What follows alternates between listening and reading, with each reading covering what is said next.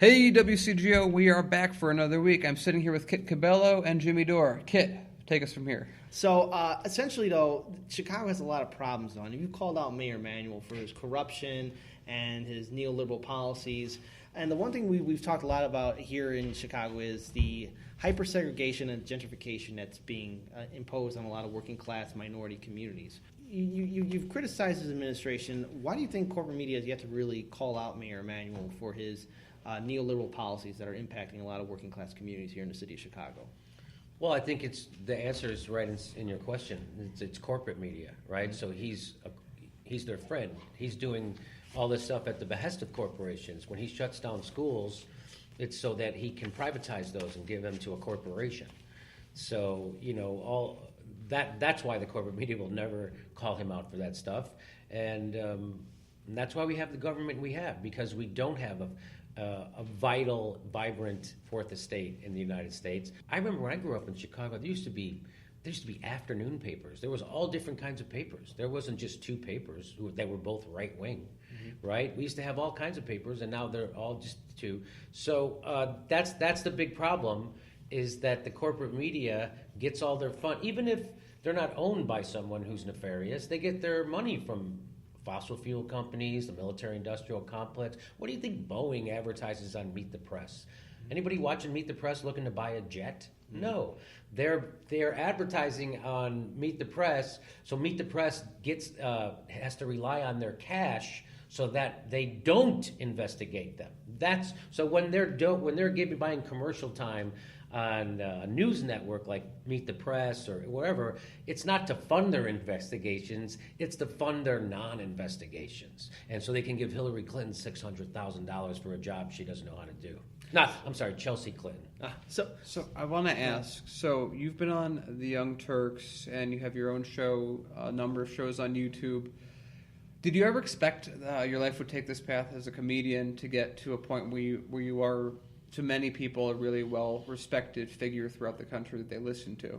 No, I did not think this would happen. As a comedian for a long time, I had a lot of exposure as a comedian. I had 2 Comedy Central specials and one on Hulu. And, I was on all the late night shows, on the Jimmy Kimmel and the Late Late Show, and I was on Last Comic Standing and all this stuff. And, it wasn't really until the 2016 campaign and the progressive Bernie Sanders people got a look at me or whatever, or got introduced to me that way. And that's how this has all happened. And, I'm lucky enough to have this comedy background where I can make progressive politics, instead of being dour, sad, and depressing. At least you come out, everybody gets to laugh and cheer, right? So that's the kind of difference between me and, say, another progressive who would be doing a live show. I don't know, who would do that. But so that's, my show could be fun. I think people gravitate towards it, And so when people come and see the live show once, they bring a friend back the next time. So we went to Portland 6 months ago. We did a show. We sold it out. We came back 6 months later. We sold out 2 of them. So I think, no, I did not expect this to happen, and I didn't expect people, people come up to me all the time. The thing I get more than anything, and at first it freaked me out, was when they would say, "You kept me sane." And I didn't know what they meant. I thought people were being hyperbolic. And then people I knew that I respected would say that to me, like, "Oh, you kept me sane." And what I said in our last interview was, just like Chomsky taught us, is that they would watch the news and they wouldn't see what they were feeling reflected back to them. They didn't see the outrage. And then I kind of expressed that for people, because people feel like, well, I must be crazy because I think this way, but nobody else in television thinks this way, so I must be crazy. And then I come out and I'm like really upset about this stuff, and they get a vicarious venting of their anger through me. And I think that's what people mean when they say, "Hey, you kept me sane. You made me realize there's other people out there that think just like me, and so I'm not crazy." So I'm glad to provide that service if that's what I can provide. So there's another aspect, too, about Mayor Emanuel that we definitely got to talk about, and that is basically his turning a blind eye to the clear Chicago police corruption that's happening here in this city. Now, of course, there's a lot of victims that are making successful lawsuits against the Chicago Police Department, but what is really needed by the city government in regards to addressing the long history of corruption and police brutality that's really impacted a lot of working class communities in the city.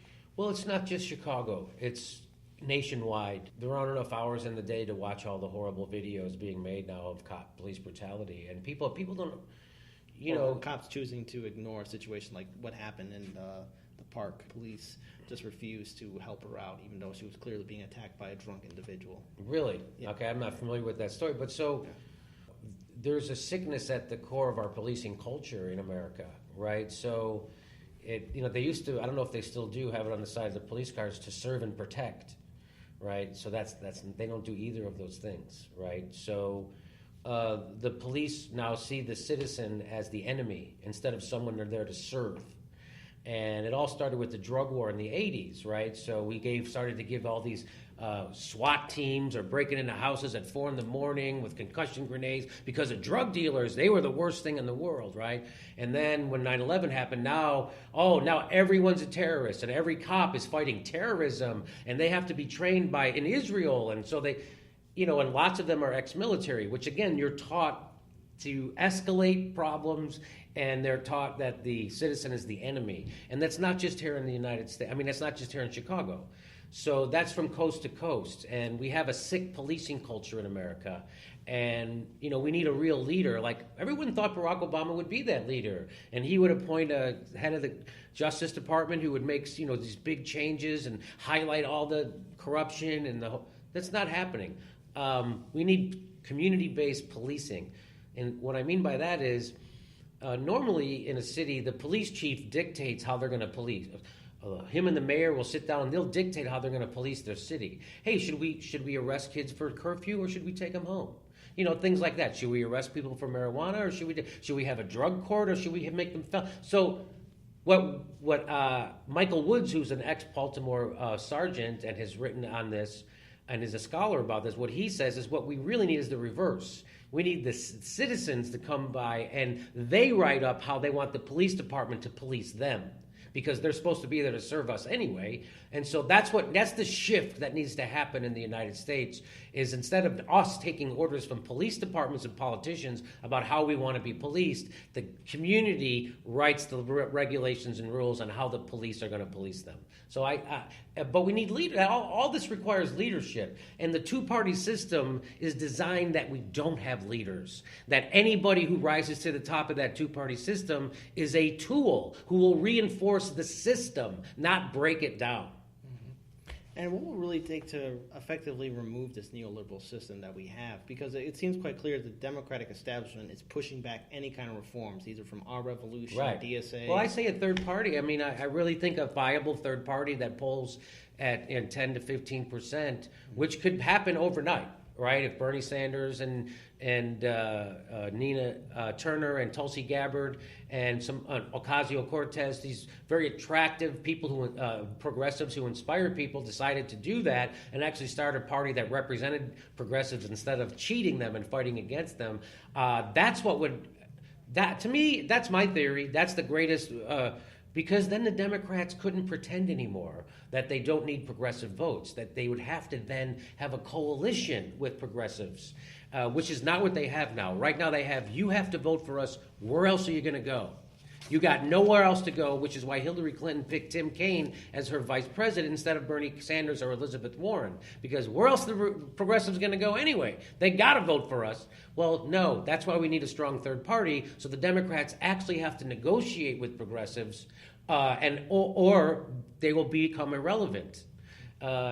It's not going to happen inside the Democratic Party. If Bernie Sanders becomes president, they will also fight him.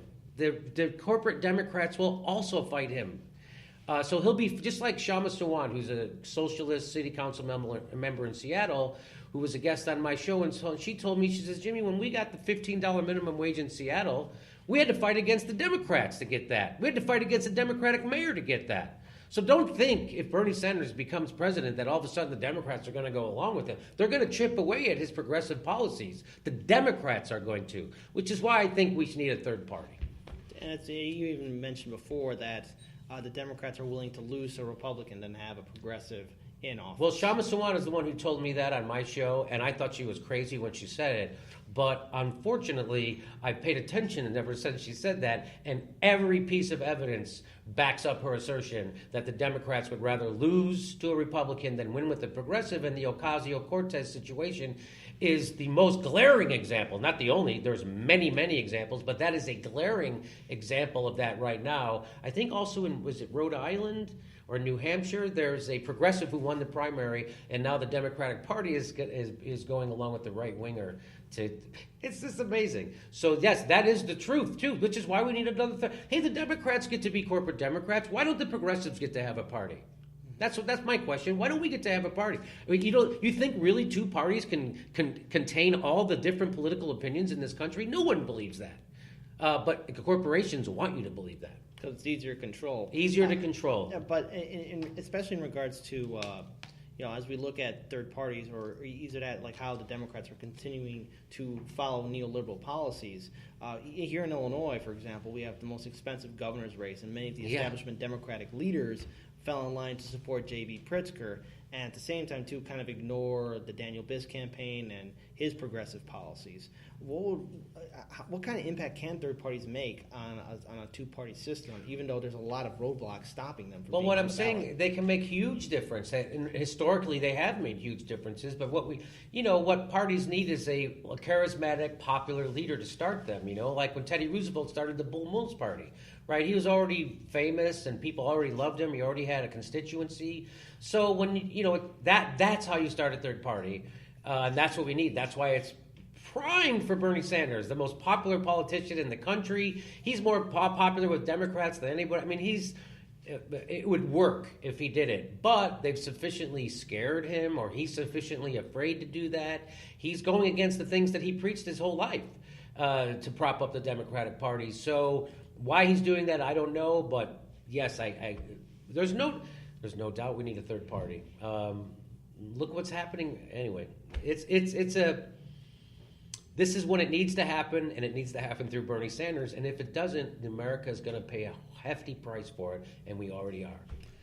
On that note, guys, it's been a good talking to you. Jimmy Dore, thank you for joining us on the show. We'll see you after the break. And we're back. I'm sitting down here with Kit Cabello. Kit, you got a story for us? Yes, so listen, I want all our listeners to understand that me and Daniel really take our job seriously, especially when it comes down to covering the impact to our environment, especially with clean water, clean air, soil, and everything else. And we've covered on this show time and time again about how Chicago has lead in its water, and how we're dealing with contamination and pollution from these large industrial facilities, especially not outside of our state. And so last week, me and Daniel joined up with Thomas Frank, someone who has been on our show in the past. You could check out some of our interviews with him on the Harlan's Media YouTube channel. Check them out. They're really informative. So what we did with Thomas Frank is that he took us on a toxic tour of East Chicago. And let me guys tell you something about this toxic tour. This toxic tour shows you, at least showed us, just the amount of danger our fresh drinking water is in regards to these unregulated corporations pose to our entire ecosystem. So let me just explain to you guys. First, when we were touring the area, we saw firsthand the BP facility and how it was built and its impact on local communities, and how it's basically acquiring land and creating more industrial facilities. But at the same time, too, because of Indiana's lax regulation laws, basically they have pipelines to where they can just dump their toxic waste into Lake Michigan. And see, the problem is that when these facilities were built, they were built in mind with also Chicago influence, because as Chicago was growing as a city many years back, it was pushing out a lot of the industry, pushing it towards Indiana. Now, the problem is that because of these corporations and these large facilities that have zero amount of regulations or environmental regulations on them, they're dumping quote-unquote regulated toxic waste into Lake Michigan. But just because it's going into the lake doesn't mean that it's not contaminated. In fact, they're just diluting it. It goes into our clean drinking water. And at the same time, too, there's currents within Lake Michigan that basically pushes it back to Chicago. So not only do we have to worry about lead in our water, but we also have to worry about these dangerous chemicals and other toxic waste that's going to be impacting Chicago beaches and Chicago drinking water. Now, there's so much more I can go on into this, especially with the lead poisoning, especially what happened in East Chicago, West Calumet community, but I'll hand it over to Daniel. So yeah, we have a lot of footage we took. We actually were able to film a huge amount of workplace and environmental and pollution violations, but we're gonna really showcase that once we go through about the 6 hours of footage that we took. So what's important to know is East Chicago, like, until you go there, until you see it for yourself, it's really something that we can't describe to you in full vision of what's happening. It's mountains of slag and toxic material sitting in mountains hundreds of feet high that are blowing dust directly into the lake. It's oil spill after oil spill. There was one location at the very end of the tour which has been leaking for 7 years, but no one's claimed the pipe. So the government's like, well, we're not going to handle it. No one's claiming it, so we're just going to let it leak. They have booms set up. They change periodically, but you can still see the water going right into lakes and rivers, which in turn go to Michigan. We saw other locations where literally the river itself has been contaminated for so long that if you just watch the water for 30 seconds or a minute, you'll spot a plume of oil just pop up from the soil below and hit the surface. It's that polluted. All that water, just like the Chicago River has been engineered to flow backwards, these canals where these oil plumes are happening, which haven't been dredged in a way to clean it out, which is about 40 feet thick of these pollutants, and it's not just oil, it's a whole host of other things, is also engineered to flow in and then flow out. So that way, every single day, it flows out oil and all these other contaminants that go right into Lake Michigan. We counted at least 4 different active leaking oil spills that were happening we were there for like 5 or 6 hours, and It was absurd. In addition, you have a gypsum facility that has very toxic byproducts that are just blowing like dust in the air. And what you don't understand is that the wind that comes from Indiana often blows towards Chicago. So we're breathing it in. Without noticing it. And so that, when the government's like, we have beryllium in the water. And you're like, wow, that's from steel making. I don't know where that came from.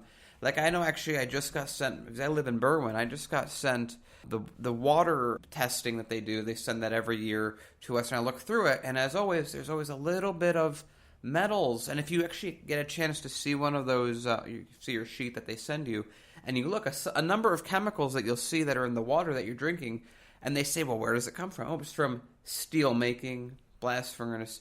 It's coming from where we were at in East Chicago. It's coming from Indiana. And to give an idea of the scope, I believe when our guide, Thomas Frank, who knows everything there is to know about these areas, he's had years of experience. He's worked within government, out of government, but now he's focusing on trying to clean up this area. These toxic materials, again, they go right into the water. They're not regulated, and some of them are much, much more dangerous than lead that we're drinking and breathing in because of East Chicago. And what Kit said in the beginning is incredibly important. Chicago, this is really in Gary and the surrounding areas, East Chicago, Whiting, these are in the zone of influence of Chicago far more than they are in the zone of influence of Indiana. The entire population of Indiana, I believe, is less than that of just Chicago, and that doesn't even come close to talking about the GDP and the actual political influence Chicago wields.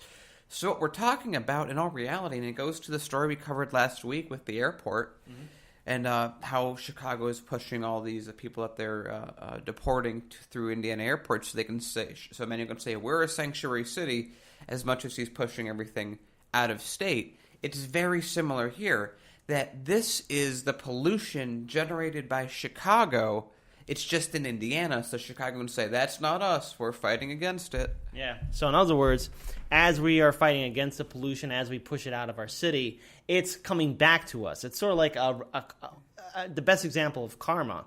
As we're working on all this content from this toxic tour, it will be available very soon on the Heartlands Media YouTube channel. So check it out very soon. I mean, we'll definitely share it with you guys. I mean, literally, it's going to take us about a month to put all of it out. There's just we've gone to a lot of events. We've been to the DNC. We've been to a lot of areas where nefarious things are happening. Yeah.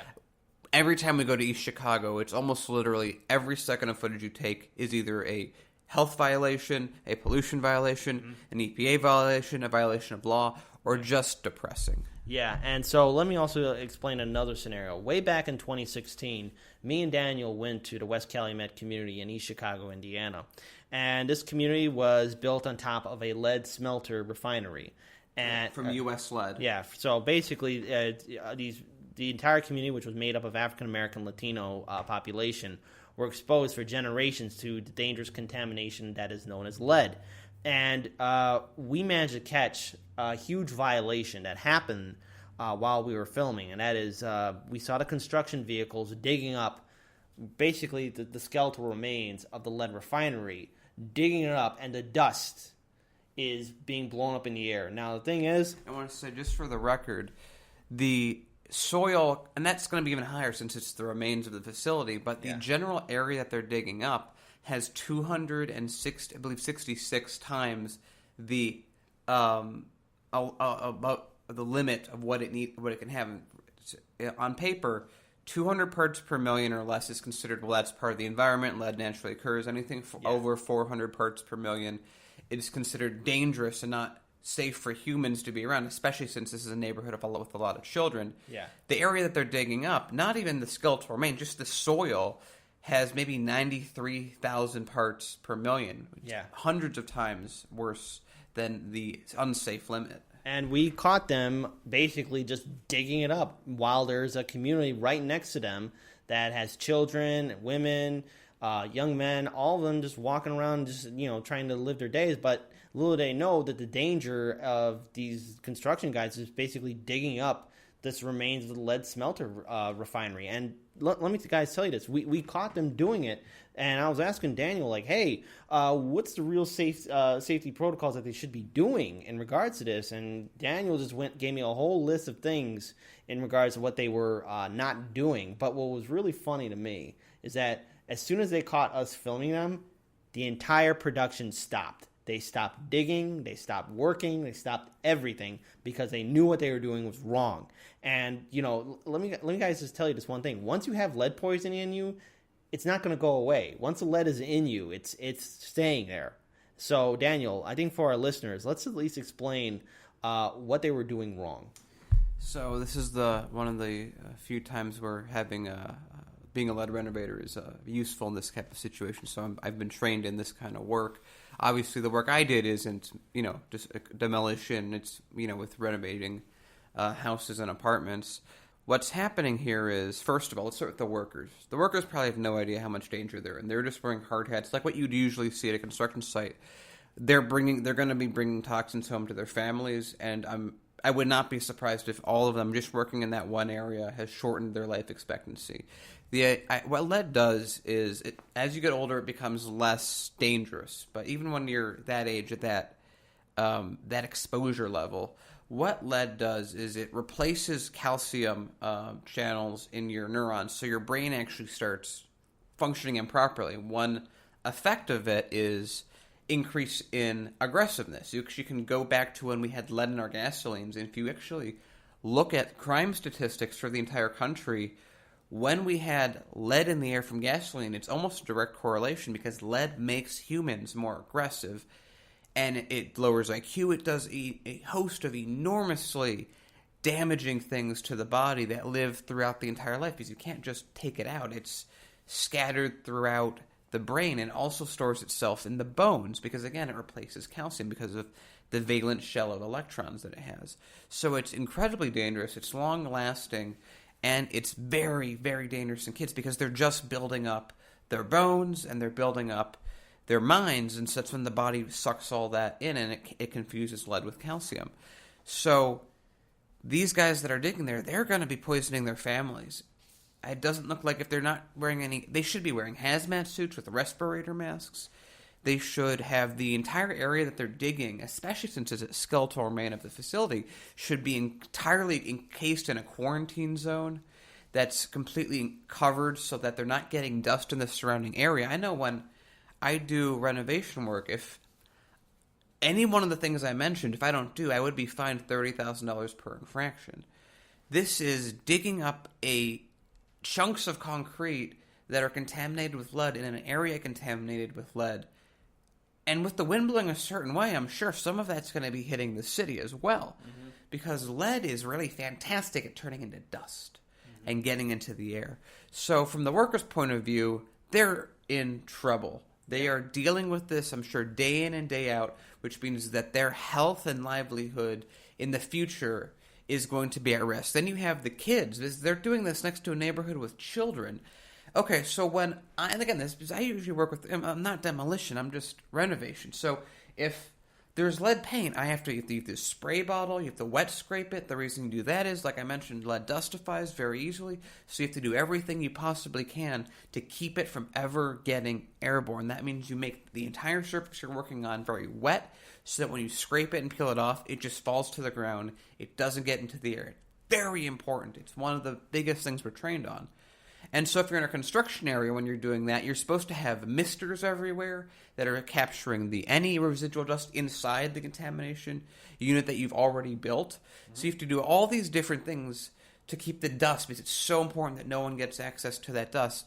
They weren't doing any of that. Literally, it was just a backhoe and guys in hard hats digging out these chambers. I mean, every part of that is dangerous and illegal. Yeah, and it was, again, before we pulled up, they were just having a field day, digging it up. We saw plumes of dust going up in the air.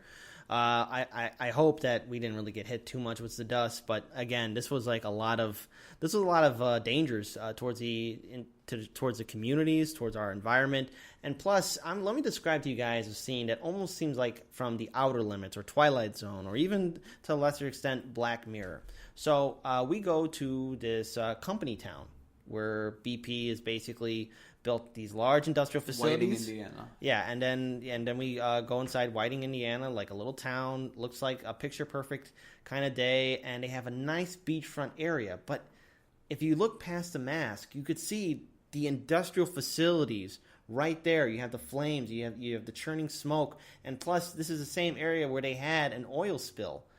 And just right in front of it, there's a wonderful beach property, kids playing in the water, families there, you got a little ice cream shop, everything there. But they don't realize the danger that they're in. And it's almost like it's madness, because behind the beautiful mask is a nightmare. You have slag heaps, you have oil drums, you have smoke being churned in the air, you have a pipeline that's basically going into Lake Michigan and dumping quote-unquote regulated toxic waste into the lake.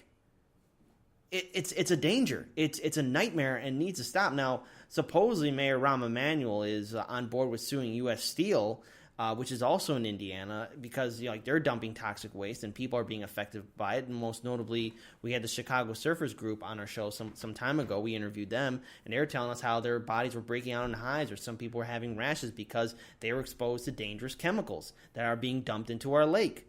So this is just we only just scratched the surface about really what's happening in Indiana, specifically, especially in towns that are near Lake Michigan. This entire ecosystem that we have here in the Midwest is very fragile, and if we continue to turn a blind eye to this, we may never truly recover. And Chicago has influence, especially in the northern part of Indiana. We can actually make sure that we can stop this from happening, because even if we push it away from us, those contaminants are going to come back to us either via the lake currents or the wind currents. We're not going to walk away from this. So this concerns everyone here in the city of Chicago, northern Illinois, and yes, even the people of Indiana too, because we all use the same water and air for our daily lives. I want to say a few things. First, with the people at Whiting, we talked to Thomas Frank about it. They're getting paid about $100,000 a year. So, working in the oil industry pays really handsomely. So, if your paycheck depends on you not accepting the damage that either you're doing or your company's doing, or the damage to yourself or your family, well, then you might not want to work there. And $100,000 a year is a middle-class life. So you have a lot of people that are just saying, well, I'm getting paid $100,000 a year. I'm not going to think about it. I'm not going to think about it, because if I thought about the health risk that I'm putting my family at, I might not want to work here. So when someone's pay is dependent on them being ignorant of a situation, they tend to remain ignorant on the situation. Now, this is for me personally, since this isn't the first time we've been to East Chicago. I don't go to the Chicago beach anymore because I know what's in that water. And my thing is, if I know it's fresh water, so it doesn't quite work, but if Chicagoans knew that there was a shark, and I don't want to pick on sharks because they're already demonized enough, but nonetheless, if there was a shark swimming off of Michigan Beach, and people wouldn't go in the water. Yeah. But sharks kill, what, 12 people a year, if that? Barely. And 7 million people die a year from air pollution. And that doesn't even talk about what's in the water that's being pushed, because the beaches are, 20 miles away, maybe less, than these facilities that are just almost literally pumping toxins in continuously. So to give an example, I think the quote was that Chicagoans use about almost 1 million gallons a day for, drinking, showering, what have you. The U.S. Steel Plant uses about 3 million gallons a day, and all that water is tainted. So you have, in just that one plant, you have one plant in Indiana using 3 times as much water, making it a little bit toxic every time they use it, and then dumping it right back in about 20 miles away from our beaches. So I'm not going to tell other people, I'm not going to tell you guys listening what to do, but I don't go to the Chicago beaches. I don't trust that water. And I'm very worried because I know that there's no way around it. I'm drinking water that's from that lake. I'm going to add a final note to this story because because we're going to be talking about this for a very long time. We're going to go back to have another toxic tour, and plus we're also working in conjunction to having a toxic tour here in Chicago, but more details on that later. I just want to add that my family, we've spent a lot of time in Michigan City, Indiana. I remember I have a lot of fond childhood memories going to the beach, and like Daniel, I can never again really look at Lake Michigan the same.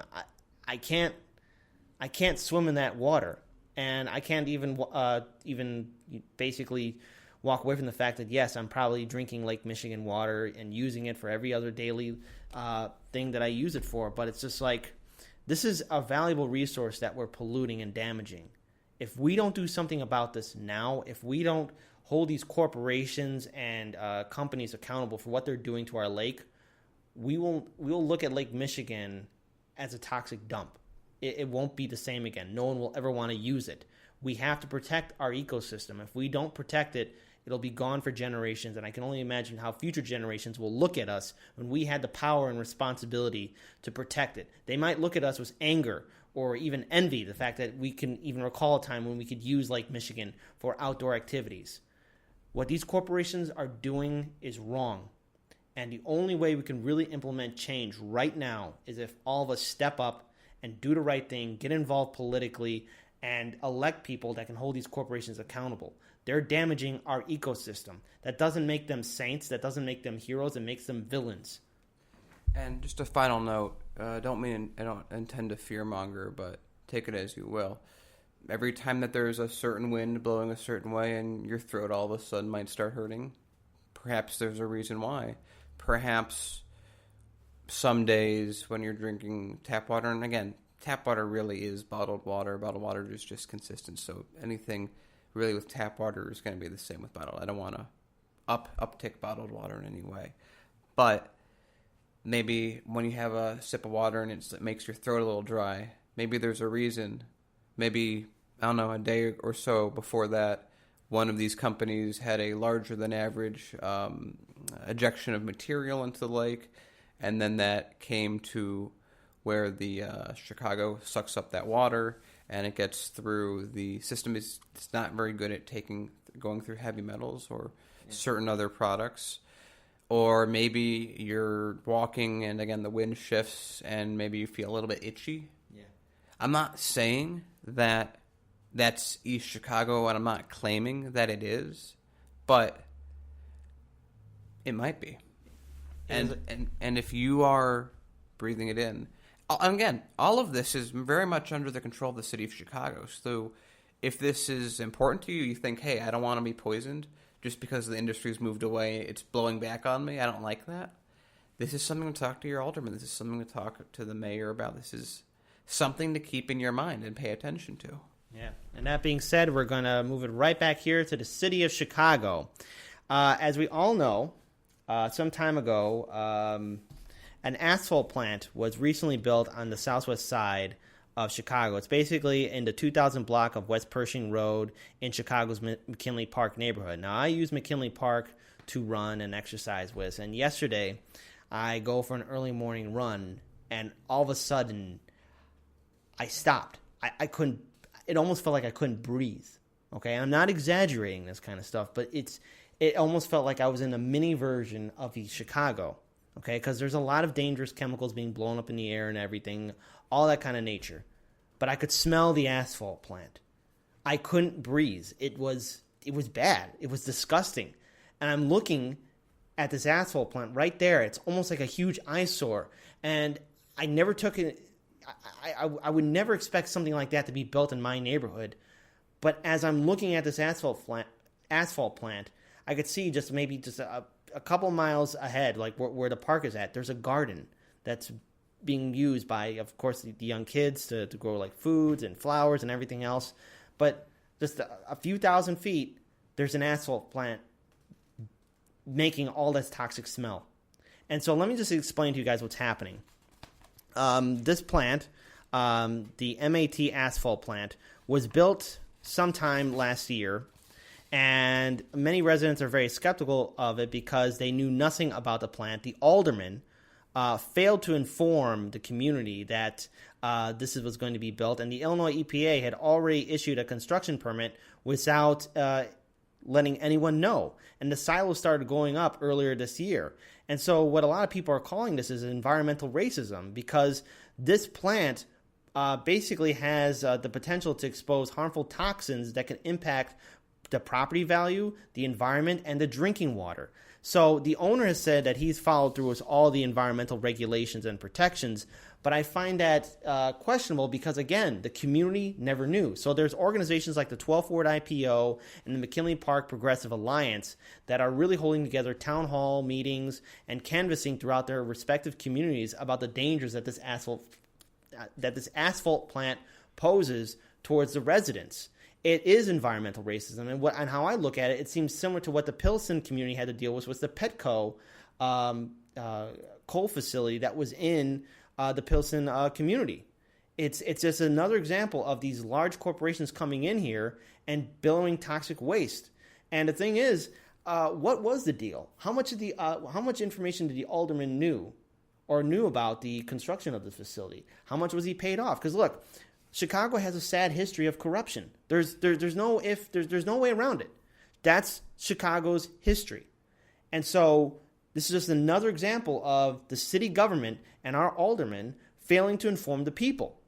So what I have to ask is, what was in the deal? Who knew about it? And why was the community last to know? You know, again, I know what everyone's probably thinking. Well, that's just Chicago politics, but it's not right, because again, if this facility continues to be bellowing this toxic material in the air, what will it do to people who are very sensitive towards it? Can it cause health problems? Can it cause, God forbid, asthma, death? I mean, anything. And so on July 18th, there's going to be a town hall meeting. The alderman's going to be there. And it should be noted, too, that the Illinois State Senator, Tony Muenzo, has stated that he stands with the community. He didn't know about its construction, and he's basically calling for an investigation, too. We're going to be following through with this story.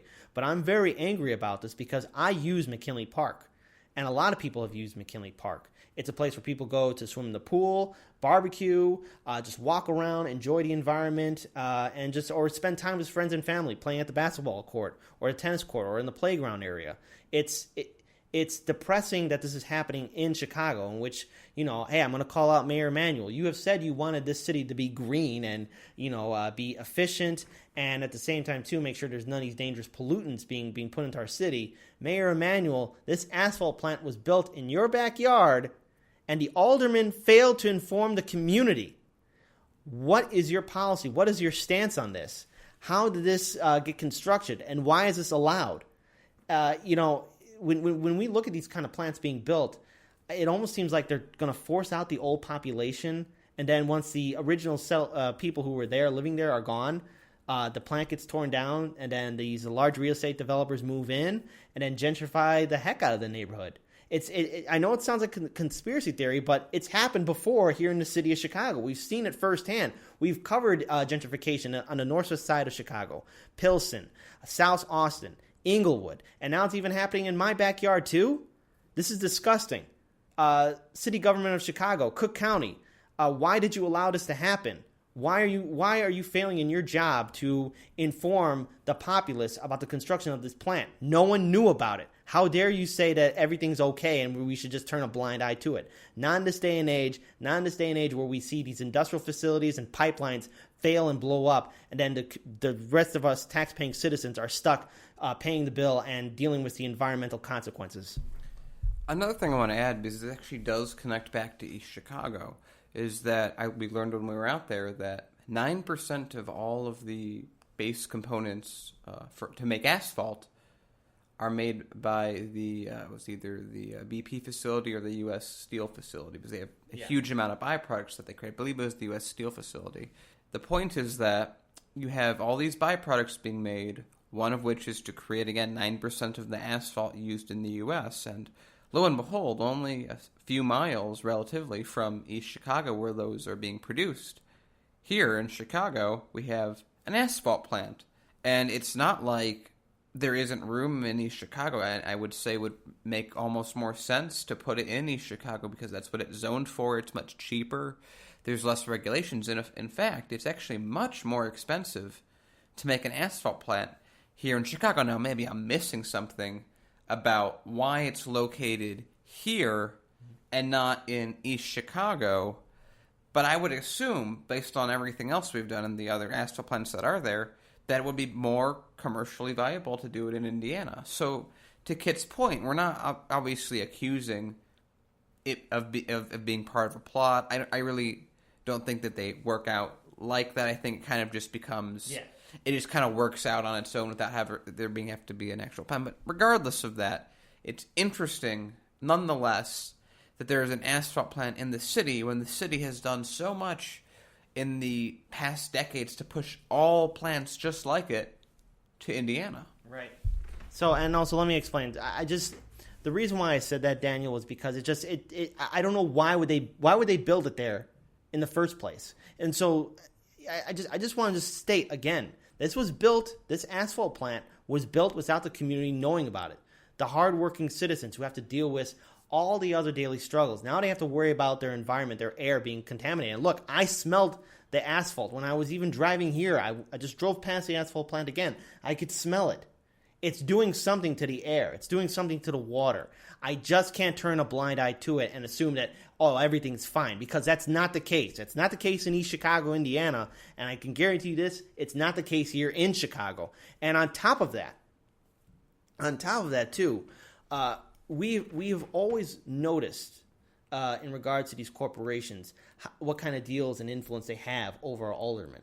Again, this is money in politics, and the city of Chicago is known for corruption. It's known for pay to play. And I wonder what kind of deal that this corporation, this industrial facility, made with the alderman. We have to assume that some kind of a deal was made. I mean, look, again, I'm not trying to accuse anyone or anything, but it's just like aldermen in the past have done corrupt stuff. When it looks like an asphalt plant and it smells like an asphalt plant and it tastes like an asphalt plant, it's probably an asphalt plant. And what kind of tax incentives were given to this company? Because Chicago does have, yes, high taxes, high regulations, all that other kind of stuff. It seems weird that you put it here. What kind of incentive did that company get to be built here? And then why did the city government fail, especially the alderman? Why did the alderman fail, the alderman of the 12th Ward, why did he fail to really inform the people? Why did the state government, the state Illinois EPA, fail to inform the people of the 12th Ward? We have to assume the worst, because the city government... The city government of Chicago, the aldermen, the mayor, the Cook County commissioners, you don't inspire loyalty or trust It's your MO, or is that your past descendants too who've been in power? You just don't inspire loyalty or confidence. We in the city of Chicago are so used to all of you being corrupt. We just can't assume that this was just a simple deal. No, this requires an investigation and to really find out what was in the deal and why the alderman of the 12th ward failed to inform the residents in the McKinley Park area. So one good thing is that usually when something like this happens, there's no way to show a difference of, here's the before, here's the after. One thing that especially the 12-5 PO was working on when they saw this happening, which was very clever, is that they installed air monitors all around the facility before it turned on. So now when you smell something, it's quite literally particles of that whatever you're smelling entering your nose and your olfactory system processing it. So it has to be a physical particle. So if you smell something, it's there. It's in the air. It physically is. That's how your nose works. So with that being the case, I want to know what their findings are with these air monitors, because I think one thing they were promised was that it wouldn't affect air quality. Right. And the fact that you can smell it disproves it from the start. Right. And so we're going to be following through with this story. So again, if this is something that you guys care about, even if you don't live in the 12th ward of the city of Chicago, this requires action, because what's happening to the people there can happen to all of you as well. We have to hold our elected officials accountable. We have to hold them responsible. And if they fail to do their job, then we have to vote them out. 2019 is when we're having the municipal elections here in the city of Chicago. So if you live in the 12th ward, check out the 12th ward IPO. That's 12THWARD IPO on Facebook. Check out the McKinley Park Progressive Alliance. You find out all the information about these two groups and the event that's happening on July 18th. This requires community action. And to Mayor Rahm Emanuel, do your job, because something happened. I'm going to assume that you didn't know about this. I'm going to give you the benefit of the doubt. I'm going to assume that you didn't know about this. Well, now you need to pull the 12th ward alderman into your office and ask him, how did this get built in the city of Chicago? You want to make Chicago green and environmentally friendly. This asphalt plant is not environmentally friendly. We're so used to corruption and these facilities and these pipelines failing. I can guarantee you this, there's something wrong with that asphalt plant. I could smell it, and I guarantee you this, people are documenting all this, the impact that this asphalt plant has on the 12th ward. So do your job. Somebody do your job and hold this 12th ward alderman accountable. And at the same time, too, it's up to us, the citizens, to step up and do our job as well and hold these elected officials accountable. Hey, just for clarification for people that don't know they're in the 12th ward, what area is it? It's on the south side of Chicago, McKinley Park, Brighton, and there's one other community, too. I think it really affects a lot of residents in the Damon Avenue area. And so what I'm going to say is this, because a lot of people that are listening to this right now, obviously, we reach the entire city, so there's a good chance that you're saying, well, that's not me. Well, I'm sure you know someone that's on the south side. Let them know what they're in for. Yeah. And that being said, we're going to move on to another story. What we have is a very interesting story that's more of a predictor, trying to figure out how it works out in the next election cycle, especially in 2020. It's not going to be as much in 2018, but 2020 it's going to be big.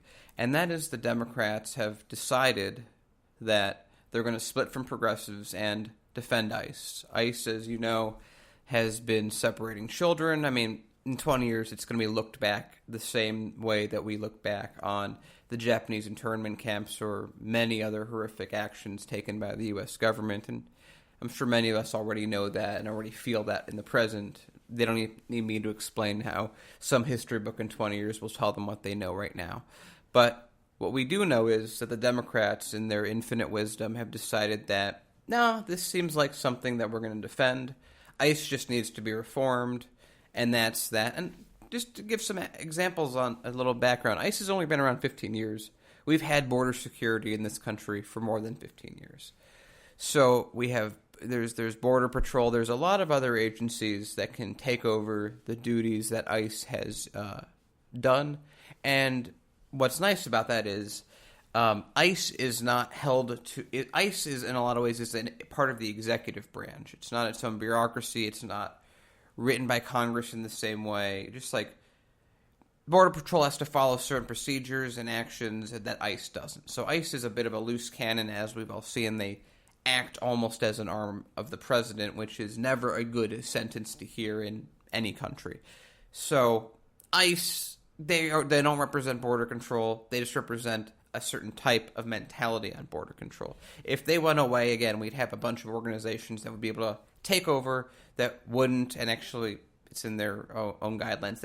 You don't separate children from families for months on end and then have the kid come back covered in lice, not bathed for 8 months. So that is something that's really on ice. So progressives have been calling, and it's been growing, the idea that let's just get rid of ICE and focus on other agencies that already do this work and get to a system where immigrants are treated respectfully, and then you fix the process so that a process exists for them to come legally, which really doesn't exist now. It's such a patchwork of failure. It's not a real system. You can't really, unless you already have someone in America that you can connect with or a few other things, it's almost impossible to become a citizen, so the process itself is a mess.